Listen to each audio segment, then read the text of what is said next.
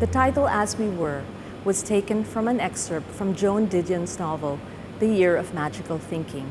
In it, she wrote, "We are imperfect mortal beings, aware of our mortality, even as we push it away, failed by our very complication, that when we mourn our losses, we mourn, for better or for worse, ourselves, as we were, as we may no longer be, as one day we will not be at all." The COVID-19 pandemic has given us a pause to reflect on the lives that we have led. And so in thinking about the works that we wanted to include in this exhibition, we looked at those that reflected our concerns for the world, but also those that reflected the same shared human experiences that we all go through together. The exhibition includes 46 works by contemporary artists from 8 countries across Southeast Asia. Although each artwork engages with specific contexts, the exhibition aims to present a broader narrative found in the thoughtful dialogues between materials, subject matter, and artistic processes. In this expanded perspective, we are offered an insight into ourselves, expressed through the relationships we have with each other in our communities or politics, in the relationships we have with our physical environment and nature, and in our search for something greater than ourselves or spirituality. One such dialogue is apparent in the way artists in the region are confronting their own histories of war and violence to contemplate notions of power, authority, and national identity. Vietnamese artist Dinh Q. Le, for instance, often recalls the Vietnam War in his photo weavings, whilst Vey Sareth references the trauma caused by the violence of the Khmer Rouge years in his camouflage sculptures. And Mo Sat's video alludes to the military's control over Myanmar despite democratic reforms that were previously introduced. Someone once asked me why we collect political works. We grew up in the 1970s and 1980s, a time which was defined by political unrest and activism. And this really shaped the way that we collected works that talk about authority and power. As collectors, we are interested in these works because they become snapshots of history and help us understand these unfolding events through an artistic perspective. In referencing historical events, contemporary artists reflect on how those past narratives might have implications for present and future generations.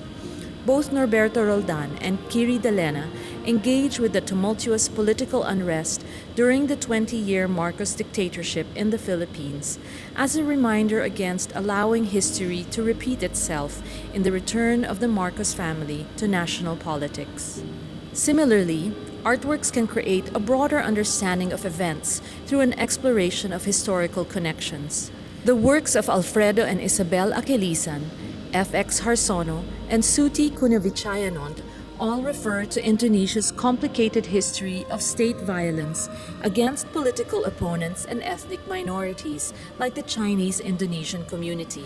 Alfredo and Isabel Aquilisan's wing sculpture, made from collected sickles, draws connections between the emergence of communism and the disenfranchisement of agrarian communities in Indonesia, while F.X. Harsono's painting merges his family's story with that of the wider Chinese-Indonesian community to engage with the long history of discrimination and violence against ethnic minorities that remains largely undiscussed in Indonesia today. The tragic killing of more than 500,000 people by the Indonesian state, from members of the Communist Party to suspected supporters, ethnic Chinese, and other minorities in 1965 and 1966, are depicted in Sudi Kunavichayanon's installation history class to provide alternative narratives to the official histories that have been whitewashed by those in power. Similarly, the artworks of 3 Thai artists in the exhibition reveal a compelling narrative about the recent decade of political instability in Thailand, caused by long-running conflict between the civilian government, military, and monarchy. In the painting Blue King, Nati Uttarit contemplates whether the future of the Thai monarchy will be as glorious as its past. while Manit Sriwanijpum's digitally manipulated photographs of the 5 generals who return happiness to people invite audiences to think about the complex alliances that ultimately enabled the military to take over the reins of power in 2014. Finally, Midjayin complicates the stripes of the Thai flag with tinges of red, yellow, and green to represent the bitterly divided factions of the red shirts, the yellow shirts, and the army, which reveal the deep divisions within Thai society caused by the political crisis. The historical connections between Singapore and Malaysia are also explored in 2 works that look at national identity, territory, and sovereignty.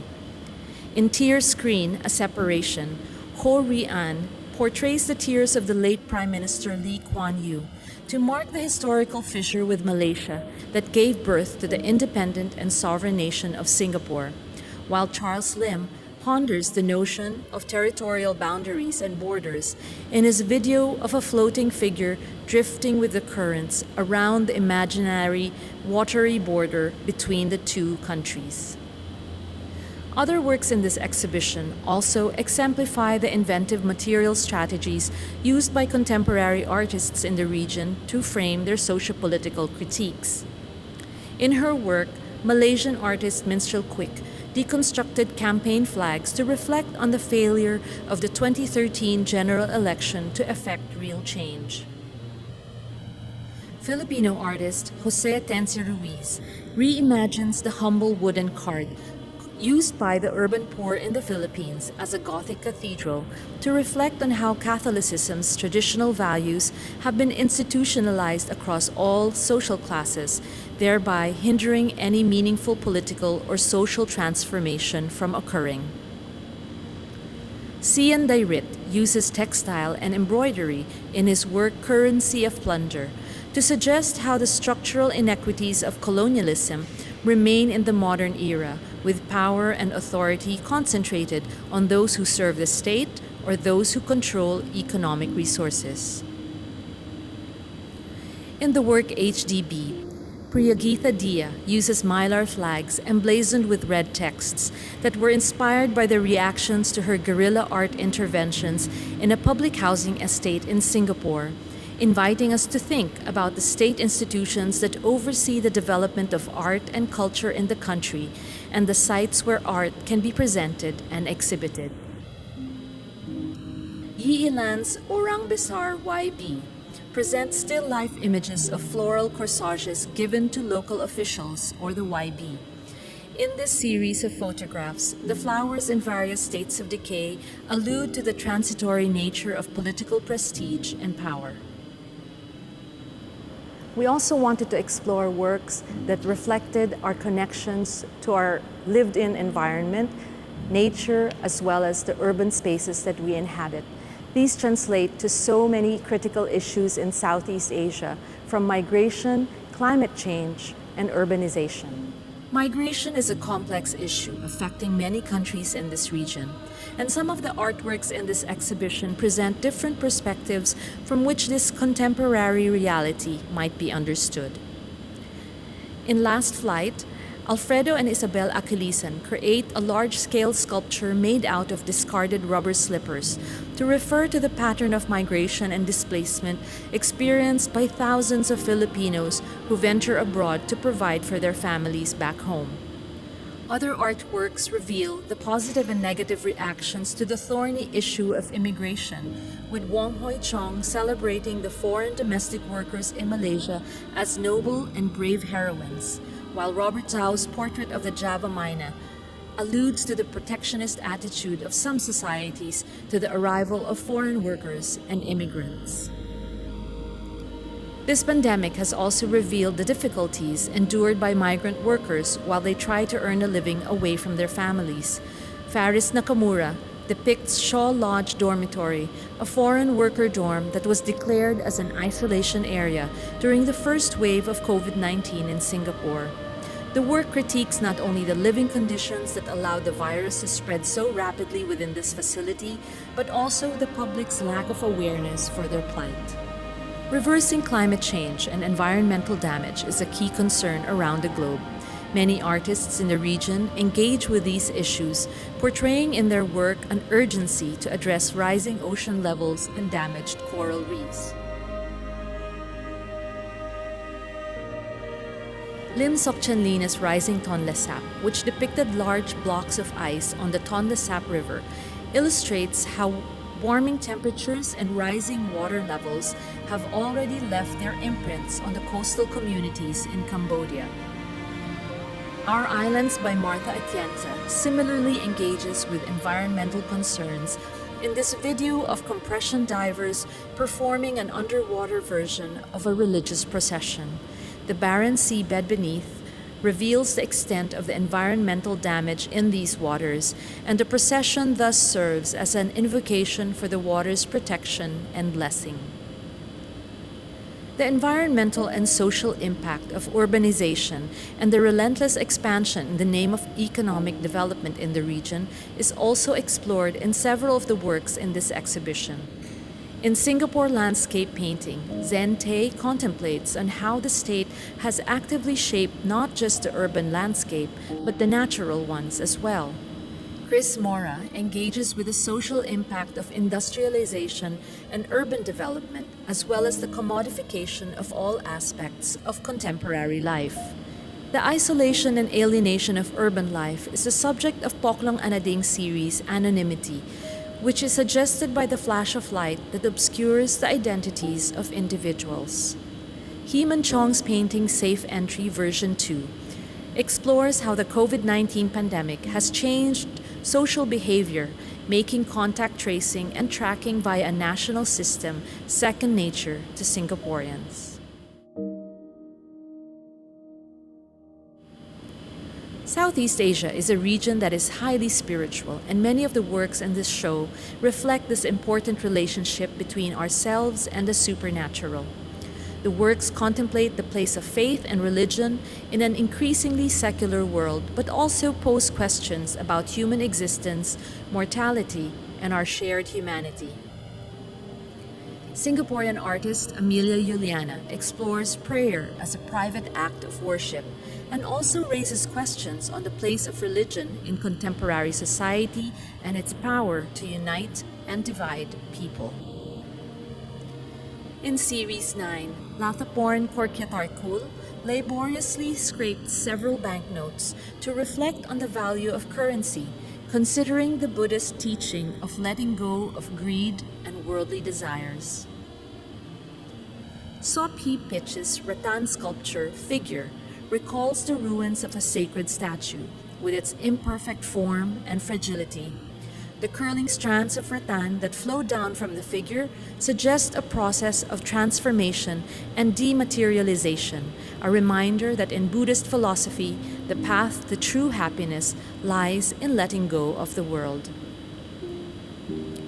Jompet Kuswinandanto's installation Long Shadow 3 uses light and shadow to think about power and the forces that seek to achieve it, but it might also be viewed as a contemplation on the universal conflict between good and evil.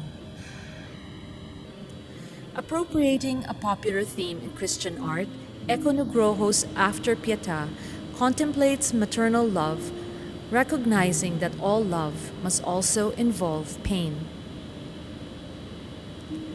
Suzanne Victor presents a glass-encrusted sculpture of the human heart in belief, with its tangled network of arteries and valves to suggest that the heart might be able to see things beyond that which science and rational thought tell us.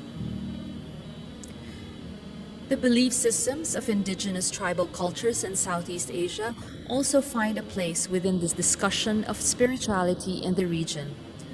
Nono Garcia's lightbox installation Recovery mediates our perceptions of what lies beneath the mysterious ceremonial and spiritual objects venerated by the tribes of the Cordillera region of the Philippines through the cold, penetrating light of an X-ray machine. Similarly, Kovay Samnang's Prea Kulong reflects on the animist beliefs of the Trong tribe in Cambodia's Arang Valley, portraying their spiritual connection to the land through ancestral and oral histories. The works of Anki Purbandono and Geraldine Javier become contemplations of our own mortality and the fleeting nature of life, symbolized by the skull in Purbandonna's light boxes and Javier's vitrines of dead butterflies. The show recognizes as well the importance of family bonds in light of how the pandemic left many families separated and disconnected.